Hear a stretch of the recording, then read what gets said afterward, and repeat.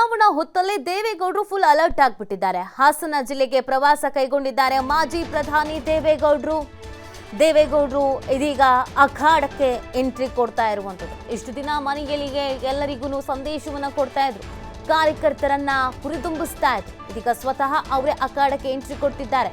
ಇವತ್ತು ಹಾಗೂ ನಾಳೆ ಹಾಸನ ಜಿಲ್ಲೆಯಲ್ಲಿ ದೇವೇಗೌಡರ ಸಂಚಾರ.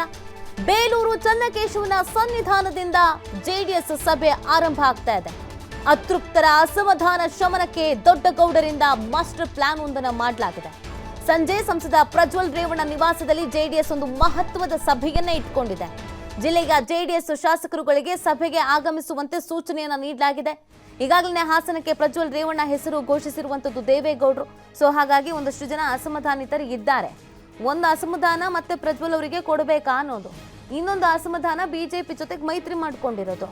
ಎಲ್ಲವನ್ನೂ ಸರಿದೂಗಿಸ್ಕೊಂಡು ಎಲೆಕ್ಷನ್ ಅನ್ನು ಗೆದರಿಸಬೇಕಾಗತ್ತೆ.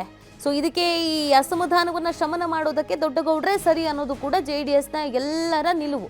ಆ ಕಾರಣಕ್ಕಾಗಿ ಸ್ವತಃ ದೊಡ್ಡಗೌಡ್ರೆ ಈಗ ಎಂಟ್ರಿ ಕೊಡ್ತಾ ಇದ್ದಾರೆ.